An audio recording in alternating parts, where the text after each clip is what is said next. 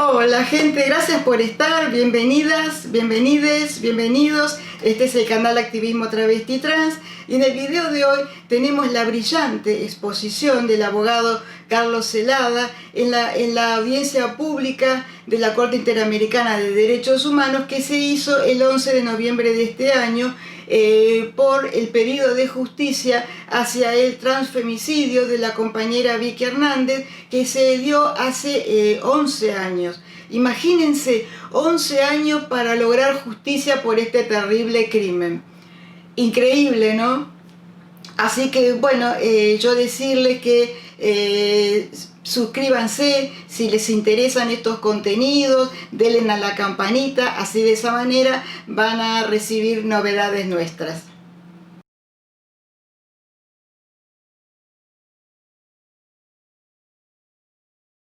En mi opinión, en Honduras ha existido y existe un contexto de violencia contra las personas LGBT que ha afectado de manera particular a las mujeres trans en situación de prostitución. Este contexto, en mi opinión, comienza propiamente a partir del año 1994 y se prolonga hasta nuestros días. Es un contexto que ha comenzado a documentarse específicamente desde el año 2002 a través de la Organización de Naciones Unidas y tiene informes que van hasta el día de hoy. De la revisión que yo he realizado, yo he podido contar al menos 18 informes de organizaciones internacionales entre Naciones Unidas y la Comisión Interamericana de Derechos Humanos que han reportado de la existencia de este contexto. Sin embargo, es importante señalar que este contexto es un contexto que tiene tres fases. Una primera fase, que es previa al golpe, que va desde 1994 hasta el año 2008, mayo 2008, en la instancia previa al golpe de Estado, en donde Naciones Unidas, utilizando información de la sociedad civil, construye una línea que señala que los hombres gays y las mujeres trans en situación de prostitución se encuentran en situación de riesgo. Y estos episodios son en algunos casos atribuidos a agentes estatales y también a agentes privados. En estos episodios hay denuncias tanto de violencia letal como de violencia no letal. Pero un punto importante es que en este periodo entra en vigencia en el año 2001 la Ley de Policía y Convivencia Social, que es una norma que ha sido cuestionada en numerosas oportunidades, tanto por Naciones Unidas como por la Comisión Interamericana de Derechos Humanos, porque al parecer esta norma otorgaba al personal policial la posibilidad de abusar de las personas que se dedicaban al trabajo sexual. Sobre estas denuncias, en líneas generales, lo que se reporta también es que hay una situación de impunidad. En la segunda fase, que va de junio de 2008 a enero de 2009, que es el escenario del golpe de Estado, muestra un crecimiento exponencial de la violencia. En la primera etapa, olvidé mencionar, por lo menos se menciona que hay 20 muertes para un periodo de 14 años. Sin embargo, para esta segunda etapa se habla de por lo menos 29 muertes en un periodo de 7 meses. Y las principales afectadas de este grupo son justamente mujeres trans en situación de prostitución. Tanto Naciones Unidas como la Comisión Interamericana como la sociedad civil han reportado con una mayor exactitud lo que ocurre durante este periodo, porque a raíz del golpe de Estado los ojos del mundo se encontraban sobre Honduras. Yo quiero señalar que se habla de este grupo de 29 personas, que hay 15 mujeres trans que son asesinadas, y quisiera señalar las características que tienen estas muertes. Las 15 personas que mueren, las 15 mujeres trans que mueren, sus cadáveres fueron encontrados en la vía pública, todos con signos de notable violencia. 8 con disparos de arma de fuego, 2 con laceraciones, una lapidación, una muerte con arma blanca, un atropellamiento, un calcinamiento y un descuartizamiento con castración y decapitación. 10 de estas mujeres trans se dedicaban a la prostitución. 10 de ellas eran miembros del colectivo Unidad Color Rosa. 11 de estos crímenes ocurrieron en la región del Valle del Sula. 8 de estos crímenes se dieron en el escenario del toque de queda o del estado de sitio. Todas las mujeres tenían un promedio de entre 25 y 30 años al momento de morir, y en ninguno de estos casos se reporta avances significativos en la investigación o sanción de los responsables. Lo que yo observo en esta segunda etapa es que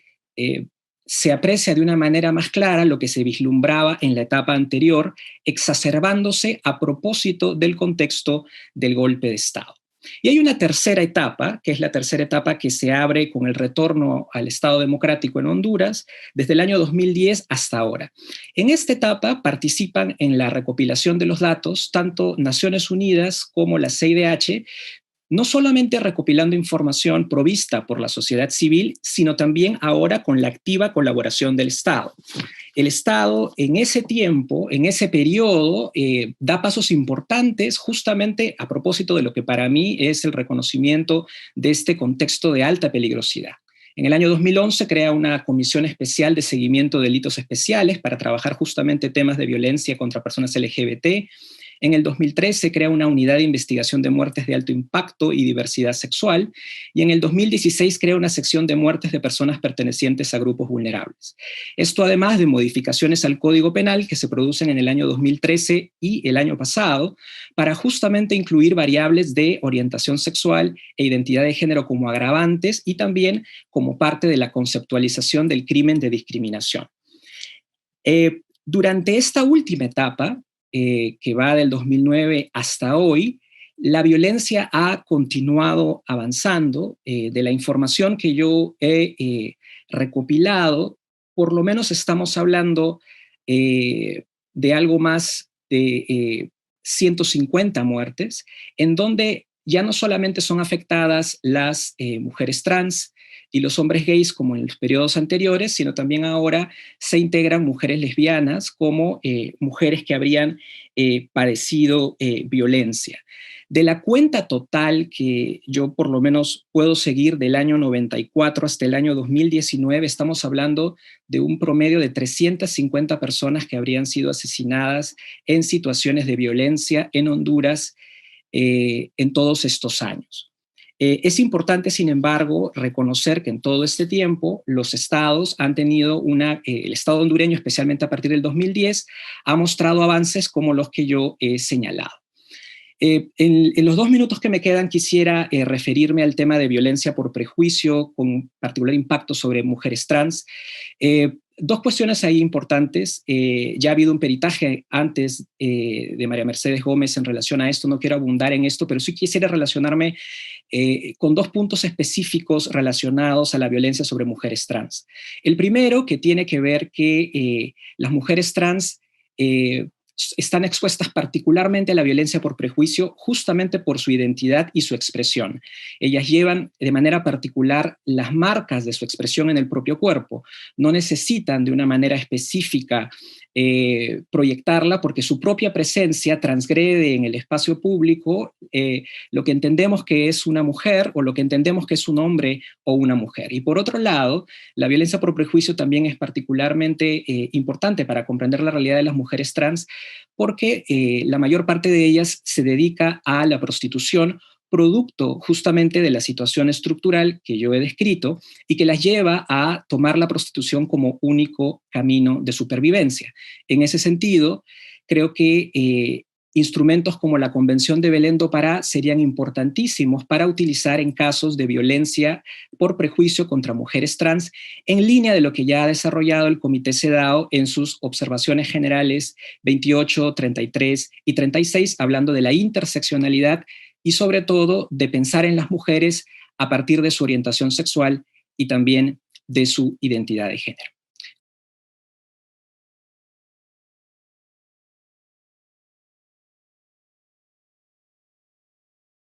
Este escenario, digamos, el escenario de la violencia por prejuicio contra mujeres trans en situaciones de golpe de Estado, es un escenario que no ha sido examinado como tal, pero que sin embargo hay características de lo que se presenta en ese periodo que son importantes a considerar, por ejemplo, para una eventual consideración del involucramiento de agentes estatales en ese contexto.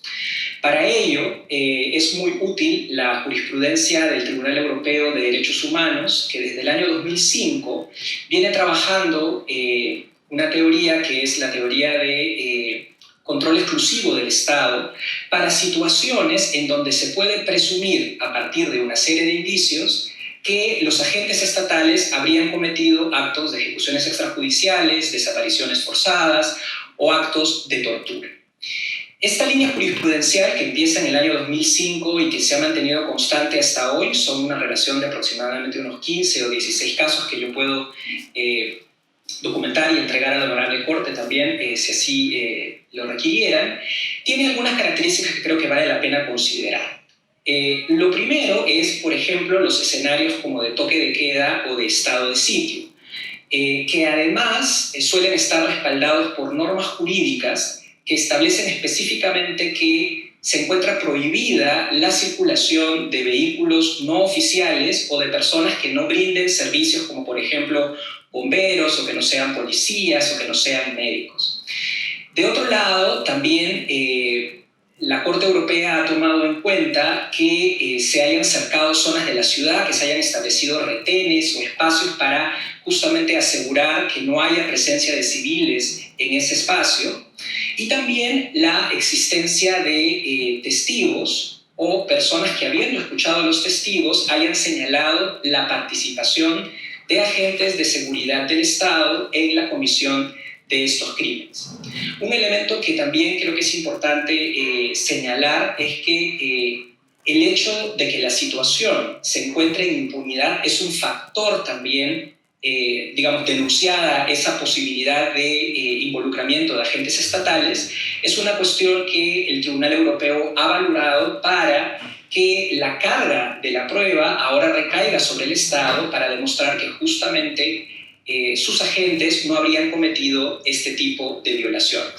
En mi opinión, el escenario, del caso que se está analizando en este momento se asemeja mucho a lo que ha planteado el Tribunal Europeo, pero con un elemento adicional, que es que, como ya he señalado, existe un contexto que ya hacía vulnerables a las personas LGBT y sobre todo a las mujeres trans en situación de prostitución, que para sobrevivir tenían que salir a trabajar justamente por las noches y las madrugadas.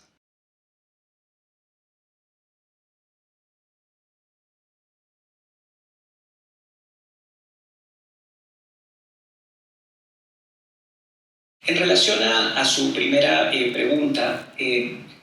yo soy de las personas que ha estudiado por bastantes años este fenómeno y siempre he creído que el marco conceptual de la violencia por prejuicio es el que explica mejor lo que ocurre a nivel de la situación estructural de violencia contra personas LGBT. Sobre eso solamente quisiera señalar una cuestión muy concreta, ¿no? Porque es importante este marco en la medida que no solamente pone acento en la situación particular de la víctima, sino que además permite entender que esto es parte de una estructura mucho más grande de permisibilidad y de impunidad que genera una suerte de licencia social para que las personas puedan creer que estos crímenes se pueden cometer libremente, y por un lado enviando un mensaje a las personas que, no siendo víctimas, son parte de estos grupos, para que justamente puedan ocultar su identidad o no la manifiesten de manera libre. En el caso específico de la violencia contra mujeres trans, yo creo que es importante, como había señalado, la utilización del marco de la Convención de Belém do Pará. Hasta ahora, la Convención de Belém do Pará ha sido utilizada a propósito de esta mirada que ha trabajado con episodios de violencia contra mujeres cisgénero. Sin embargo, siguiendo la interpretación que esta misma Corte ha señalado en casos previos vinculados a la comunidad LGBT, la mirada de la discriminación debe incluir también la mirada de la orientación, la identidad y la expresión de género. Por lo tanto, creo que, considerando que la Convención de Belém do Pará es un instrumento vivo, debería mirarse la cuestión de la mujer a propósito de ciertas interseccionalidades. Interseccionalidades que, como ya mencioné en la parte libre de mi peritaje, la CEDAW ha marcado específicamente desde la observación, el comentario general número 28 y que ha reiterado en el comentario general 36. Y Y ahí se habla de las diferentes interseccionalidades que pueden surgir a efectos de explicar la violencia contra la mujer. Y hay dos que me parece que son muy relevantes para este caso. Uno, que se refiere, por un lado, a la identidad de género de las mujeres, y otro que se refiere a la condición de pobreza. En el caso específico de las mujeres trans en América Latina, es claro que, por un lado, es necesario que se afirme que las mujeres trans son mujeres, que son parte, digamos, del espectro de lo que se entiende por femineidad en el marco de Belén do Pará, que por lo tanto también son sujetas de violencia de género y que la sufren, sin embargo, con una particular violencia, que es la violencia de la pobreza. Las personas trans, digamos, no aparecen cuando son mayores de edad. Las personas trans existen, hay niños y niñas trans, adolescentes y adolescentes trans, y hay estudios que han sido realizados por referentes de la comunidad trans que han sobrevivido y que señalan que cuando perciben su identidad alrededor entre los 8 y los 13 años, normalmente ya comienzan a experimentar muchos episodios de violencia en la escuela que hace que tengan que salir de la escuela, rechazo familiar, y encuentran en la propia comunidad trans adulta la posibilidad de refugiarse, pero allí la única posibilidad de supervivencia es dedicarse a la prostitución como forma de supervivencia. Y eso está profundamente marcado justamente por la necesidad que se da a propósito de este vínculo de pobreza. La Comisión Interamericana y también Naciones Unidas ya han señalado que el promedio de vida de mujeres trans en esta parte del mundo es de 35 años. Entonces, estamos hablando de personas que esencialmente saben que en poco tiempo van a morir, ya sea por episodios de violencia producto de su exposición del trabajo sexual o también porque producto también del trabajo sexual están expuestas a enfermedades de transmisión sexual que las hacen más vulnerables que otras mujeres que no tienen que refugiarse en la prostitución para sobrevivir. Respecto al tema de la utilización de tipos penales específicos para hablar de la problemática de las mujeres trans, yo he hecho una revisión de lo que existe en este momento en los estados de las Américas, y casi todos los estados de las Américas tienen un delito, un tipo penal de femicidio, feminicidio, una visión alternativa. Soy consciente de los debates técnicos y académicos que surgen a propósito de la creación de figuras penales específicas para visibilizar ciertas realidades, pero lo cierto es que creo que además producto del aporte de lo que ha señalado la jurisprudencia de esta honorable Corte, América Latina ha permitido visibilizar la situación de las mujeres cis, al menos a través de este tipo penal, y creo que sería ir en la línea correcta en brindar a los estados la posibilidad de tomar la figura del transfemicidio para describir de manera específica la problemática de las mujeres trans. Eso sin quitar que puedan continuarse trabajando con las agravantes por orientación sexual o identidad de género de ciertos delitos, o que el delito de discriminación tenga también una variable por identidad de género u orientación sexual. Pero creo que la etiqueta del transfemicidio permite describir este fenómeno violento que está rodeado de impunidad y que permite explicar mejor la realidad de las mujeres trans en América Latina.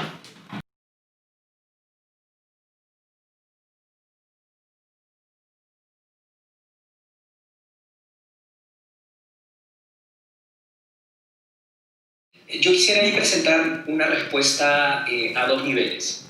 Una primera respuesta de lo que significa los protocolos de investigación de los crímenes por violencia, y creo que utilizar la Convención de Belén do Pará mirada interseccionalmente para hablar de mujeres también a propósito de su identidad de género, que sufren violencia por su identidad de género, permitiría, por ejemplo, que los estados, al momento de identificar un cuerpo de una persona trans o de una mujer trans, claramente identifiquen que están ante una persona trans y que busquen, por ejemplo, iniciar líneas de investigación a propósito de lo que significa una eventual vulneración de su derecho a la vida a partir del prejuicio. Algo que yo he podido ver a lo largo de estos años en mis investigaciones en diferentes países es que una primera línea de investigación normalmente se circunscribe a hablar del famoso crimen pasional, que ya esta honorable corte ya ha señalado que per se su propia formulación es discriminatoria porque elimina la posibilidad de referirnos a otras líneas de investigación. Y creo que esto es importante, especialmente en países donde no existen leyes de identidad de género, que por lo menos los protocolos de investigación permitan identificar a las personas trans por su nombre social, dado que el marco jurídico no les permite el reconocimiento de su nombre o su género social de una manera formal o expedita. De otro lado, creo que el marco de Belén do Pará es fundamental, no solamente para colocar la posibilidad de investigación de violencia por prejuicio dadas ciertas características de estos crímenes. No quiero afirmar que todos los episodios de violencia contra personas LGBT o contra mujeres trans son violencia por prejuicio, pero aquellos en los que los indicios pueden llevar a que efectivamente estamos ante un crimen por prejuicio, deberían tener esa línea como parte de la entrada al caso y no tener más bien la línea del crimen pasional como línea de entrada al caso. De otro lado, también la diligencia en el manejo de la evidencia, por ejemplo, en el levantamiento de los cadáveres, la conservación de la evidencia, sobre todo porque en los crímenes por prejuicio las personas LGBT y las mujeres trans en específico suelen morir de una manera específicamente muy cruel, ¿no? Ya sea a través de balazos, a través del establecimiento de marcas en los cuerpos, lo que justamente lleva a que tenga que haber un especial cuidado con la escena, ¿no? Y también, finalmente, una cuestión que yo quisiera señalar es la importancia fundamental de que no solamente trabajemos a nivel punitivo, sino también al nivel de la erradicación, que es una palabra importante en Belén do Pará y que significa que si estamos ante una situación estructural de violencia, tenemos que trabajar también a nivel de la prevención, a través de la capacitación, a nivel de la inclusión en programas educativos de temas vinculados a la diversidad sexual.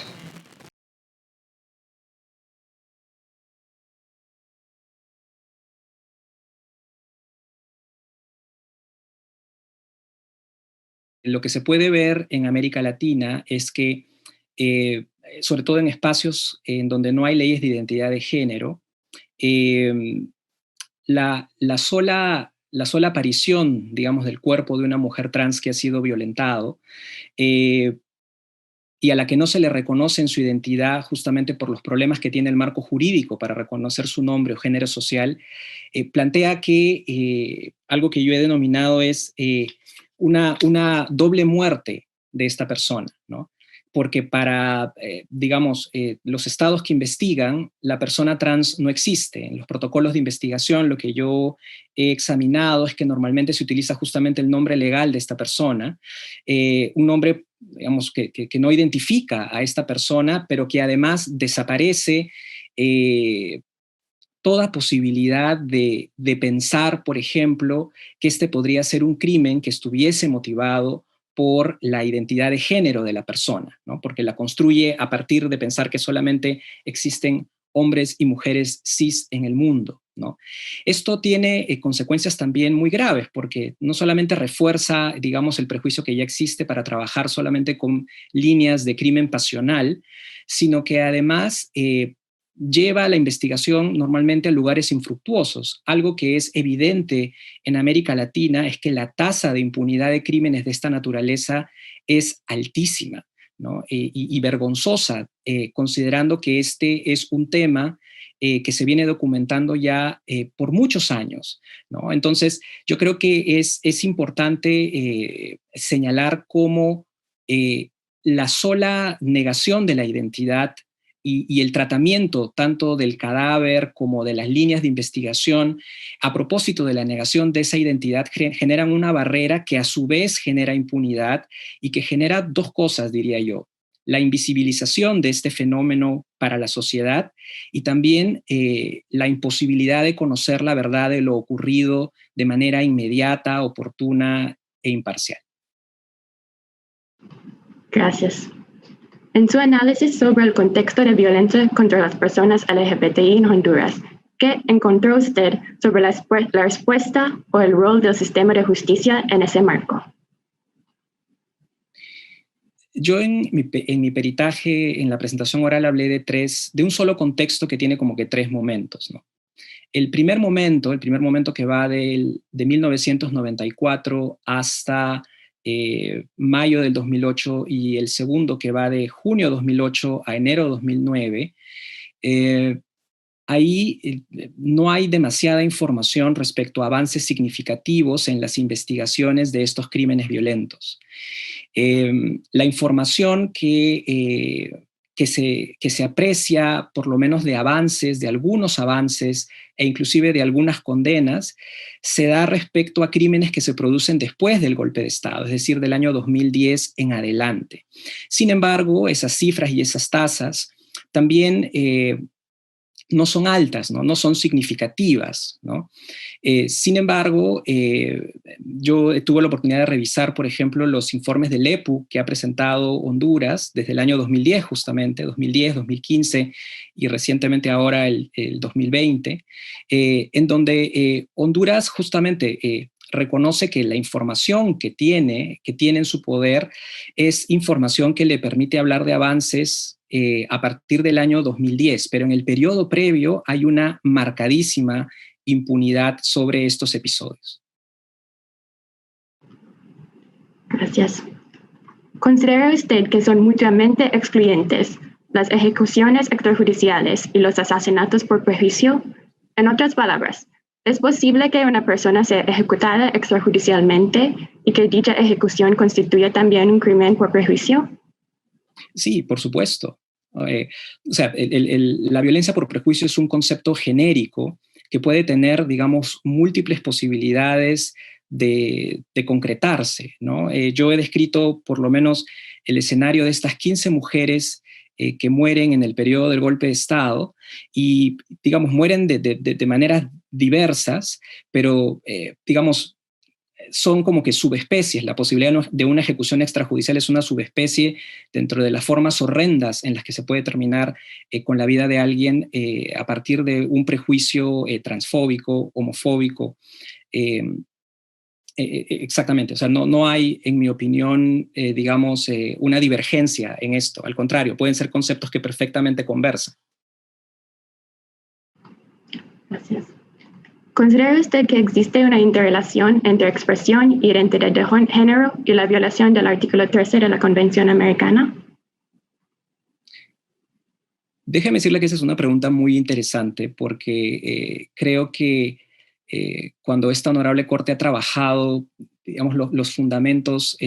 vinculados a la identidad, ha ido creando este concepto a partir de la integración con muchos derechos. Yo creo que en el caso de las mujeres trans, la identidad y la expresión va primero muy, muy, muy de la mano. Si bien es cierto, la identidad de género como concepto es una concepción individual del género, en el caso de las personas trans y específicamente de las mujeres trans, ellas, su propia identidad de género requieren expresarla, y esa expresión, que normalmente es incomprendida socialmente respecto a la idea que tenemos tradicionalmente de lo que es un hombre o una mujer, la somete a una particular situación de violencia. O sea, ahí yo veo una intersección muy interesante entre la identidad y la expresión. Y a propósito de la expresión, en los términos que el propio artículo 13 de la Convención Americana señala, ¿no? Que las personas tenemos libertad para expresarnos a través de la manera que creamos conveniente. Y yo creo que aquí hay una línea interesante también respecto a todas aquellas personas, y no solamente estoy hablando de mujeres trans, sino también de personas trans no binarias, que eligen justamente expresar su identidad de una manera muy alternativa a lo que tradicionalmente nosotros comprendemos en el binario hombre-mujer, ¿no? Y creo que es importante que esta Corte pueda utilizar todo el trabajo que ya ha hecho a propósito del artículo 13 para enlazar estas relaciones de la expresión de la identidad a propósito de la realidad del reconocimiento de la identidad de las personas trans, más allá de que tenga que haber un procedimiento administrativo expedito para el reconocimiento de su identidad, sino como parte esencial de lo que significa ser trans, sentirse trans y expresarse trans. Gracias. ¿Qué implicaciones considera usted que tiene la falta de debida diligencia cuando hay indicios de posible participación de agentes estatales? Yo creo que en casos donde hay posible participación de agentes estatales, se hacen necesarias dos medidas a propósito de la debida diligencia. Por un lado, asegurarse que tengamos una investigación imparcial, justamente porque se estaría responsabilizando a agentes estatales de la comisión de estos crímenes, pero por otro lado, desvirtuar inmediatamente, como ya he señalado, la línea del crimen pasional, que como ya he mencionado, esta Corte también ya lo ha dicho, es per se discriminatoria. Y una cuestión además adicional respecto a las mujeres trans en situación de prostitución, ¿no? Que también existen una serie de prejuicios que se han visto, por ejemplo, en el caso López Soto, respecto de mujeres que son percibidas como que se dedican a la prostitución y cómo también la investigación puede justamente perder el hilo conductual de la lógica de la violencia por prejuicio, y allí justamente creo que es muy importante nuevamente utilizar el marco de la Convención de Belém do Pará como un marco idóneo para la comprensión adecuada de estos crímenes. Mi última pregunta. ¿Qué información estadística y de registro deberían recopilar los estados respecto a los actos de violencia contra la población LGBTI? Yo aquí quisiera simplemente hacer eco de lo que se menciona en la sentencia del caso Azul Rojas Marín, en la parte de reparaciones, cuando se habla justamente de que los estados tienen que tener un sistema de recopilación de los episodios de violencia con variables interseccionales que permitan diferenciar la realidad de las personas gays, de las personas lesbianas, de las personas trans, de los hombres trans, de las mujeres trans, de las personas no binarias, que permita justamente tener lo que yo llamaría una línea de base para poder afrontar este contexto estructural de violencia. Como señalé en la parte inicial de mi peritaje, lamentablemente este contexto de impunidad y de invisibilización de la violencia contra personas LGBT, especialmente en nuestro continente,